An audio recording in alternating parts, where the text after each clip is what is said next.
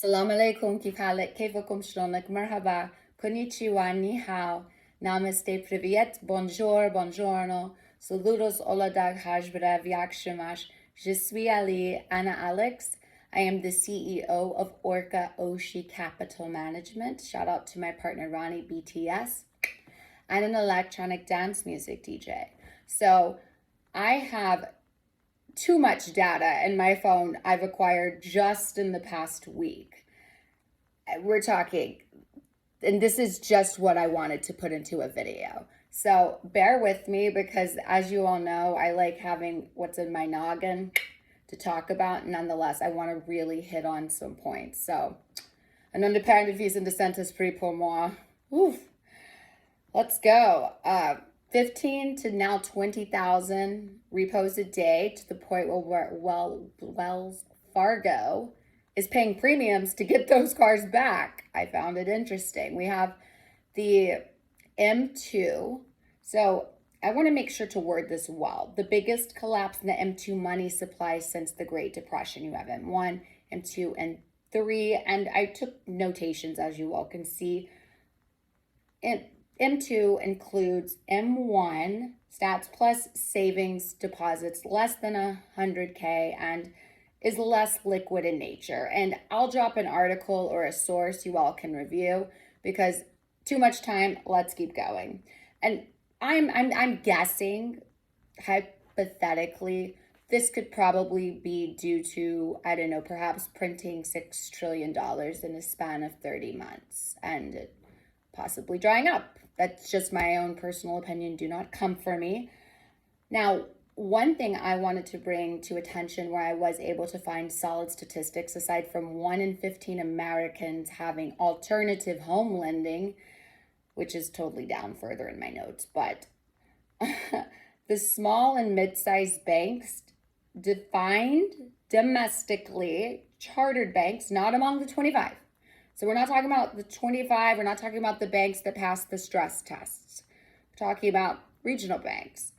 Currently hold about 67.2 of all outstanding commercial real estate loans. Do you hear me? 67.2% of all commercial real estate loans and regional banks. Pray to God, whomever is running the Federal Reserve for your region is on top of things. I don't know what else to say aside from an independent vis and dissent esprit pour le Fed Reserve and Dons Amerique. And 37.6 of loans overall. Yikes. So one thing I found very interesting, aside from mortgages being at 7.23%, is credit card rejection. People apparently applying for credit cards. I remember we have $1.3 trillion in credit card debt, 1.8 trillion in student loan debt, hashtag slabs, but a lot of trillions stacking up. So apparently, and this is in my notes with sources, 21.8% of people were rejected for applying, and 30.7 were rejected for a enhancement. What does this say? Well, let's just chat.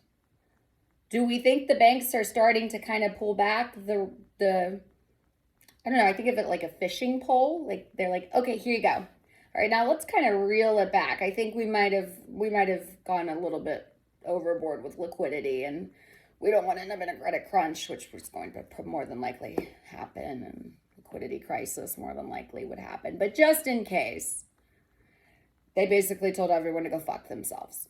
And let's see. Oh yeah, then the debt to GDP in the USA is just 123%. What could go wrong? You know, like 42.3 million on food stamps, and June's home sales were the lowest in 18 years. I have been talking about this. I've been talking about the housing crisis, and I do have more information on this down below. 1 in 5, this is crazy. 1 in 5 home borrowers in America have used alternative lending for owning a home in their life. 1 in 5. Whoa. I don't know how much of that is carried over. That was from Pew Research, by the way. I don't know how much of that is carried over, but to know that 1 in 15 Americans are using alternative lending. And if you look into what these mean, just yikes. Oh mon Dieu. Merde. No, I have nothing. I've aside from just cringing and I'm thinking too about, okay, so this is the mortgages. I spoke to someone in the mortgage industry who was so generous to just share information and was telling me when they did work in the mortgage industry from 2020 to 2021, people were calling when the rates were around 4%, and they could not make the payment. We forget about mortgage forbearance, where it was 2 periods of you don't have to pay anything until you pay it all at once, and then you have interest, which was an awful idea. I don't know who comes up with these ideas, but so far 0 out of 10 in Alex's book of smart ideas. Because ironically too, what I said to this person who was just lovely is I said, you guys can't tell people that mortgages can be negotiated. I'm guessing it's like Walgreens, hypothetically, allegedly, which this is true about Walgreens. You can't use a prescription drug card at Walgreens. Or they can't tell you, they cannot tell you can't use a prescription drug card. But if you bring up, hey, I got a prescription drug card, they will honor it. So I'm guessing the mortgage industry works a lot like that. They can't tell you that you have the ability to negotiate. People need to read their loans, especially with things such as acceleration clauses, because mortgages are up Q1 13% year to date. And like I said, 1 in 4,000 homes are being reported to have some sort of foreclosure tied to them. And these all differ state by state. And what goes up must come down.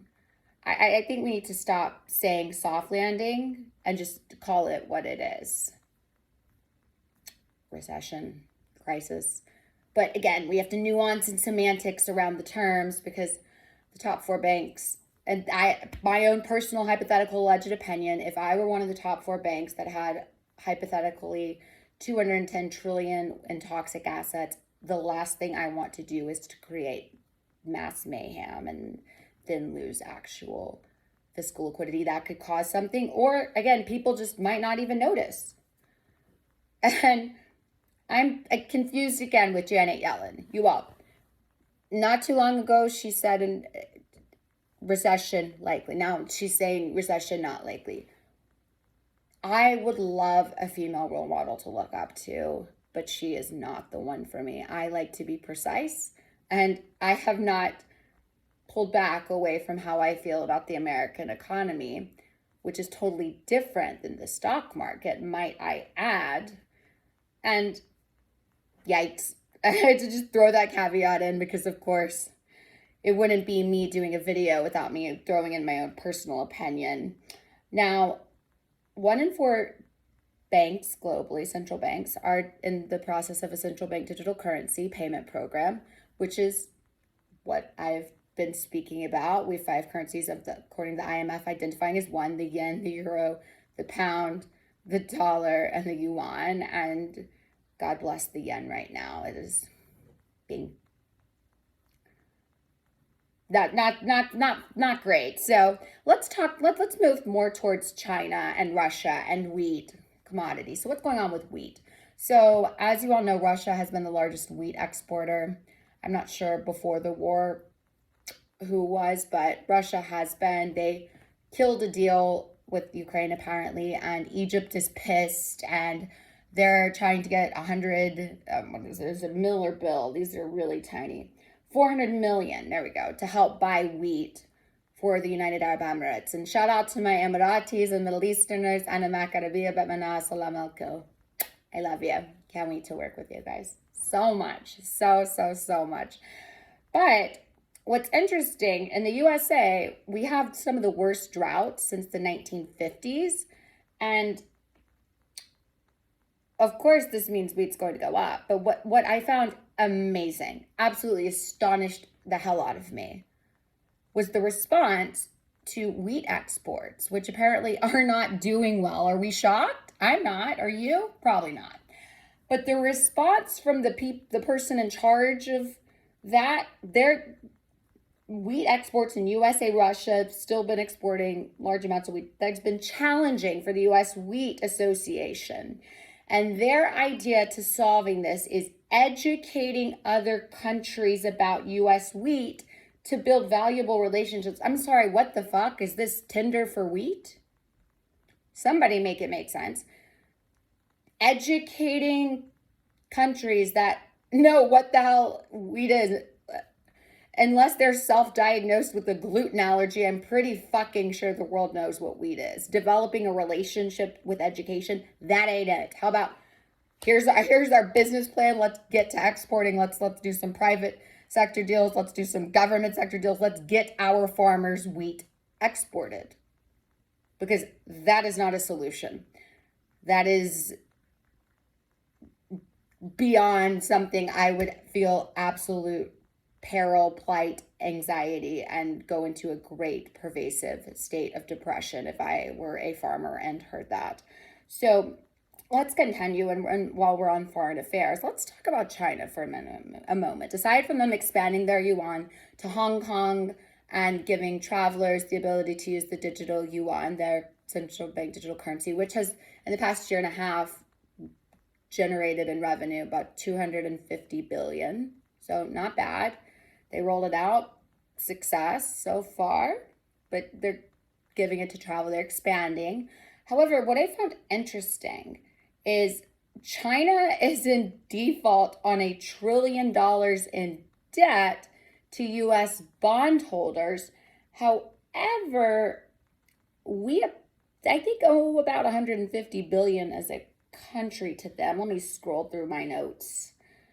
Yep, there we go. US pays interest on approximately 150 billion. So pretty much the same thing.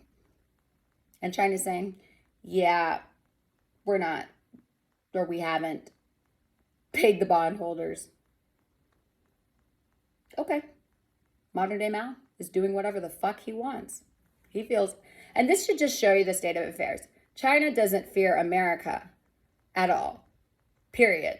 They're laughing at us, I am sure. That man must be hella entertained watching our society just go to hell in a handbasket. Steve Jobs to no jobs, freedom to free stuff. Bad, bad, bad selling point.